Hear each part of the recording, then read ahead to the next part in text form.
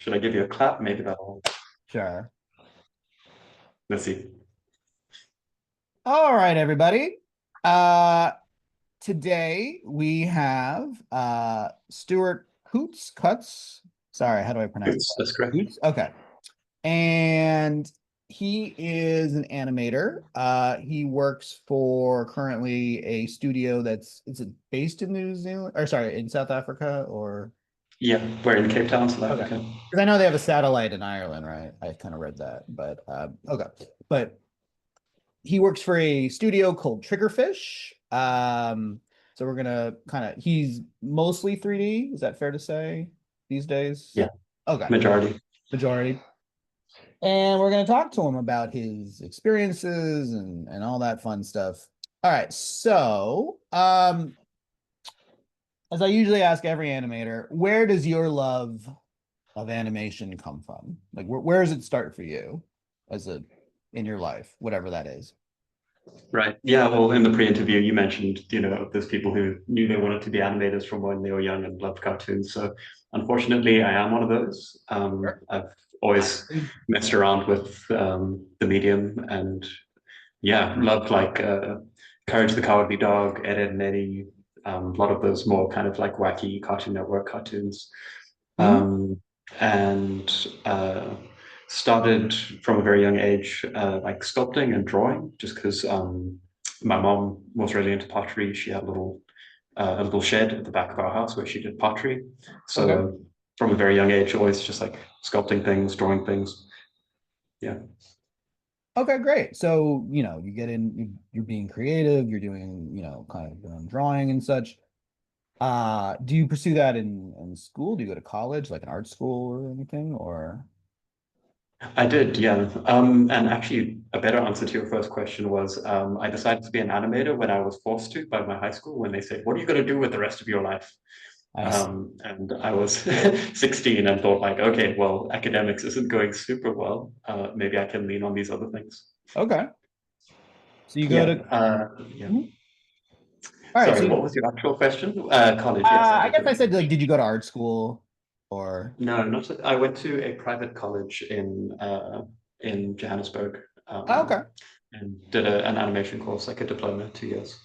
Okay. And so after you graduate and get your diploma, what's your path? Like, what do you do? Where did you go from there, so to speak? So I actually went straight to Triggerfish. I Okay, great. bothered them for a long time. I was very driven at the time and really wanted to work on movies, and thought, one day I'd go to Pixar.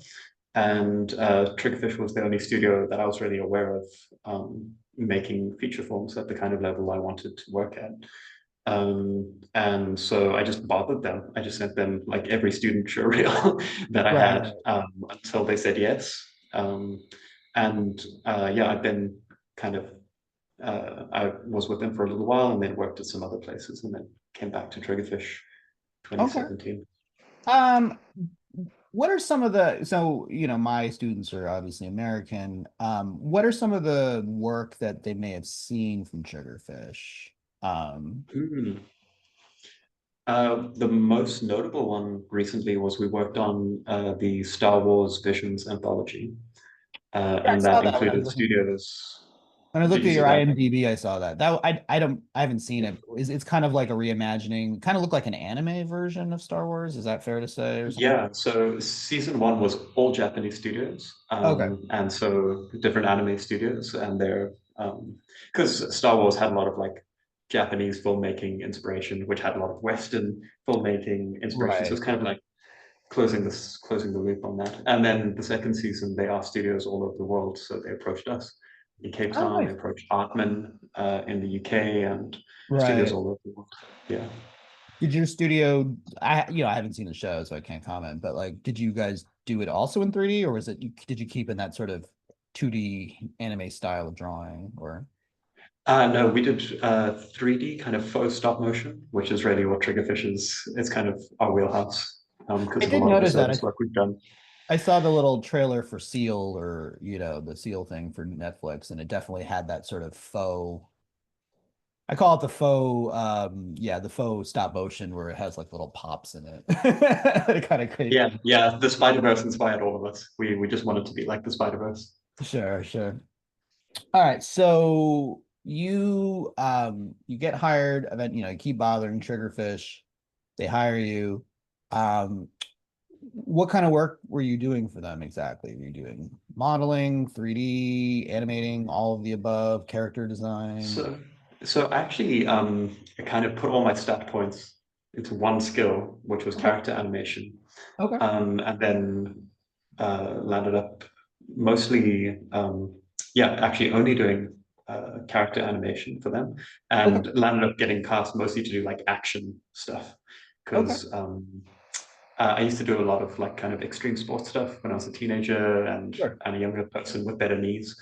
Um, As and someone who's yeah, jumped off a lot of things as a kid and now has horrible knees, I completely understand what you're yeah, saying. yeah. So I took a lot of that kind of sensibility into my animation work, and so tended to get casted for that kind of thing.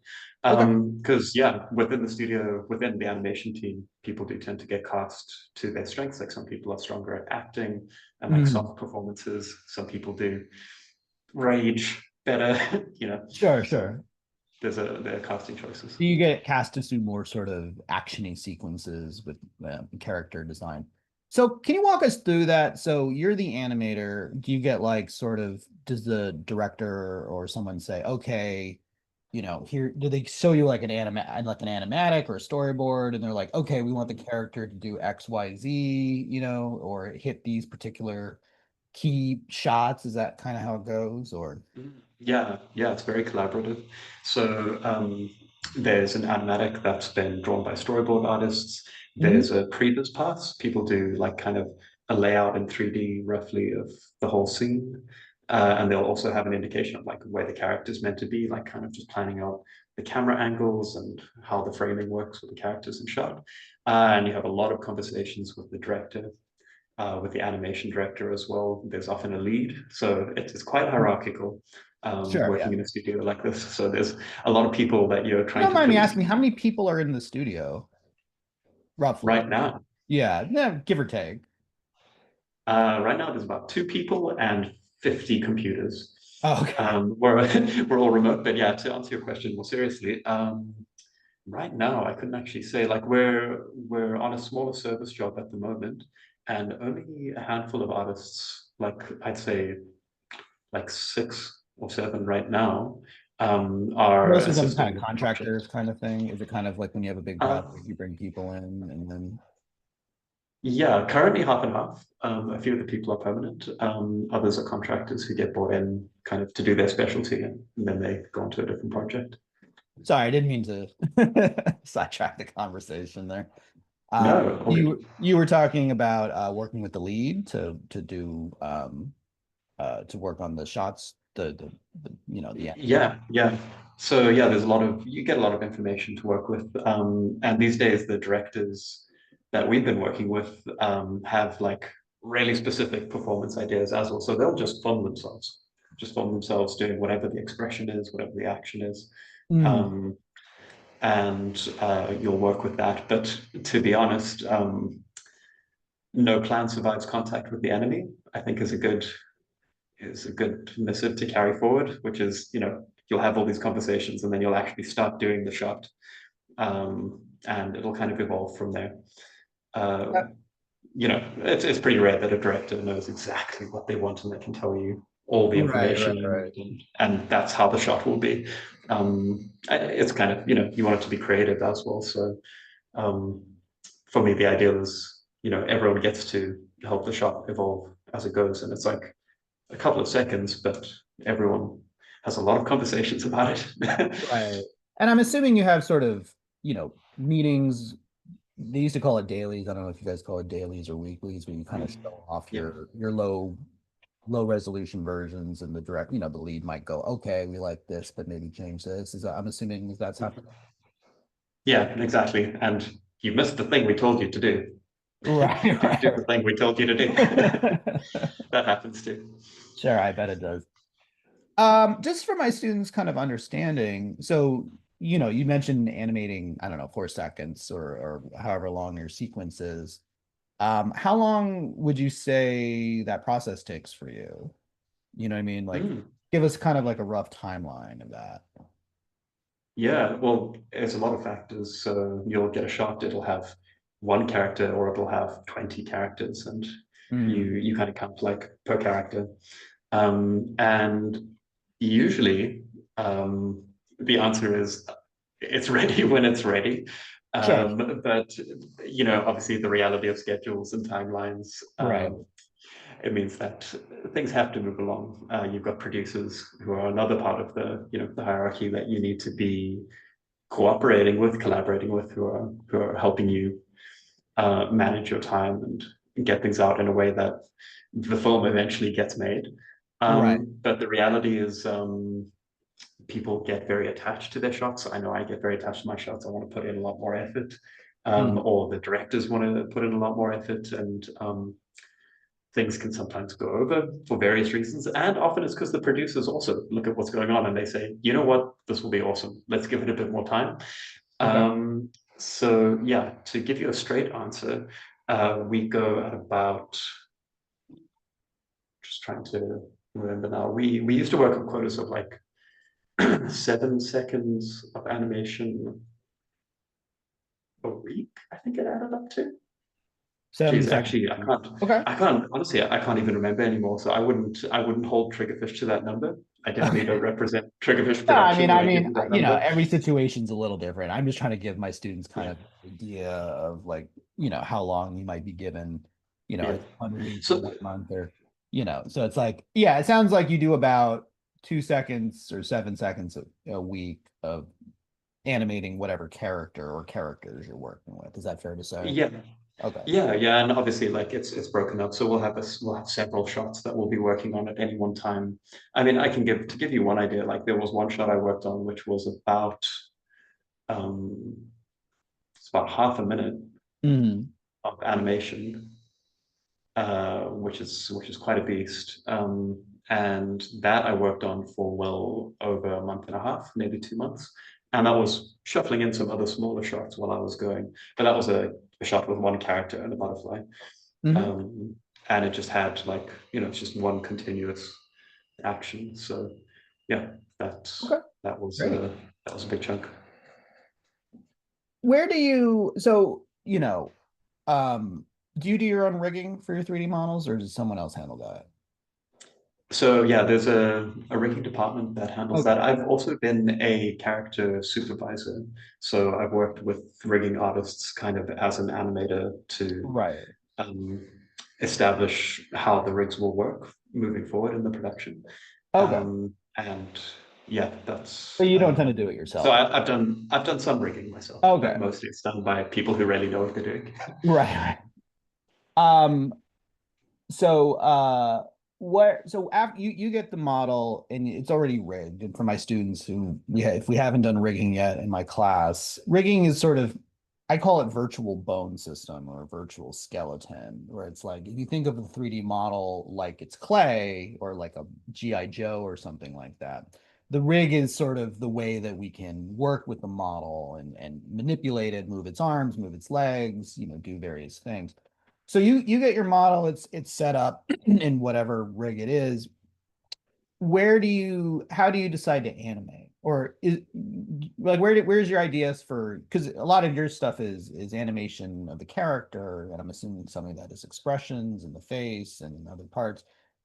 Like where do you get do you sort of get the model and you go, okay, here's how I can move the model, or do you sort of go, okay, I want to do this pose or this expression, maybe I need to talk to the rigging department. Does that come up ever? Or Mm. Yeah, yeah. No, it's a good question because it can be a bit of a chicken and an egg thing. And it's why at Triggerfish we kind of integrated the animation modeling and rigging team at that phase. We Mhm. called it ModRigat, Okay.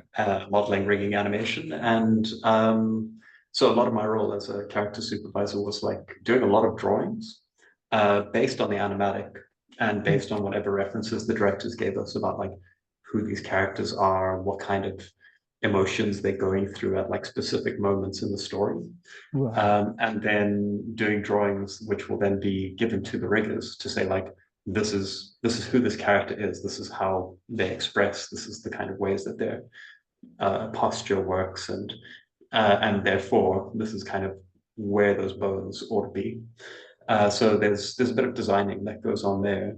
Mhm. And yeah, different studios, there's different ways of doing it. Like a lot of riggers have that kind of animation sensibility, and they can just run with it, knowing with all of Right. that information from the directors, and they can build rigs that are ready to make those kind of expressions and tell that story. Um, and then, of course, on the road, there's inspiration. You've already modeled and rigged your character. Animation is full steam ahead. And in a conversation with the director, you've all had an idea that had everyone pissing their pants. And it's really funny and it's going in the movie. And you Okay, just figure great. out a way to make the rig do it. And yeah, at Right. that point, sometimes you'll say to the rigging artist, like, I can't do it, help me. Or the animator will find some way to break the rig in ways that make the riggers very upset, but make the audience very happy. Sure. Excuse me, I have a little bit of a thing in my throat. Um, so you work you it sounds like I looked at your kind of the catalog of Triggerfish. It seems like it's mostly movies, right? So it's about a 90-minute, I'm assuming, script, roughly. Is that fair to say? Most of the Triggerfish stuff. So how long, just for my students could understand this, soup to nuts, the movie gets started, you're doing your stuff, there's other animators, how long does the process take? How long are you working on the various Triggerfish project, would you say? Mm. Yeah, so it's a bit of a hurry up and wait situation. So there'll be Sure. years and years of development while projects are kind of getting to the point of having a solid enough script, having Mhm. maybe a first pass of the animatic.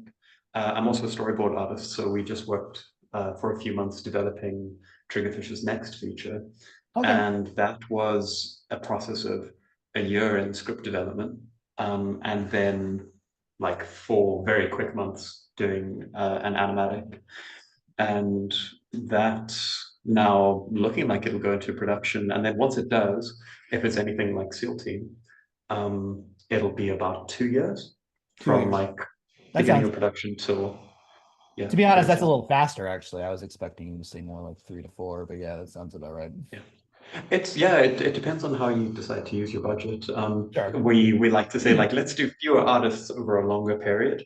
But often the realities of funding and the kind of requirements of key stakeholders is that it has to hit certain milestones, and the only way to do that is to just throw a huge team at it. Great. You mentioned being a storyboard artist, and doing some of that for Triggerfish. My students are doing like very minor level, like it's not a storyboarding class or anything, and some of them don't even necessarily have traditional drawing skills in the way that you or I might have them from a drawing class. But like when you're doing a storyboard, so you're reading the treatment or the script, how do you decide which are the important key shots? Is it kind of like you see in your mind Mhm. and you're like, the character should be doing this at this pose? Are you looking yourself in the mirror? Like, you know what I mean? Like, can you kind of walk us through that process of how you go from script to the shot list that you came up with? Or is that kind of being, are you working with the producer and they're like, we would like the character to hit this shot here? You know what I mean? Like, is it, Right. I'm assuming it's somewhat collaborative between you and the producer, but like, can you kind of walk us through that a little? Yeah, absolutely. So for this process, this was very fun. Like this was like the moment where it felt like, oh shit, I'm like doing the thing that I thought animation was. Mhm. And I hope no one catches me and makes me stop and sends me home. Right. Because it was just like a bunch of us, and like I have very good fortune of working with people who I also like a lot, who are friends of mine. Uh-huh. Greg Cameron, who was the director of SEAL Team, Daniel Snapton, who's the head of story, and Okay. he was the director of Zog and Snail and the Whale, which are other Triggerfish short Mhm. films that we worked on. Um, and Clea Mallinson, who was an editor on Troll Girl, which was another short film that we worked on.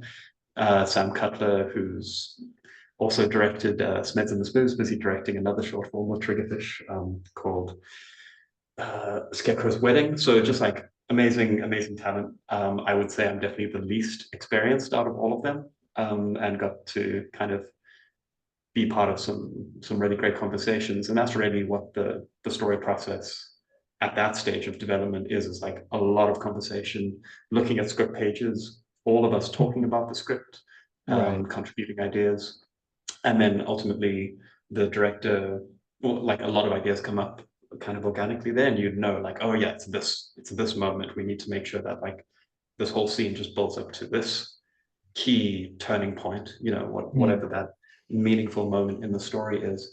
And in conversation with the director, sometimes the director will say like exactly, he'll be like, no, I need it to be like a low shot, like a low angle, and they're like Right, big and right. angry, right? So like they'll give you something like that. And then you run away with your script page, and having had all this fun having conversation, you now actually have to just sit quietly with yourself and draw. And that's the worst part for me Okay. anyway.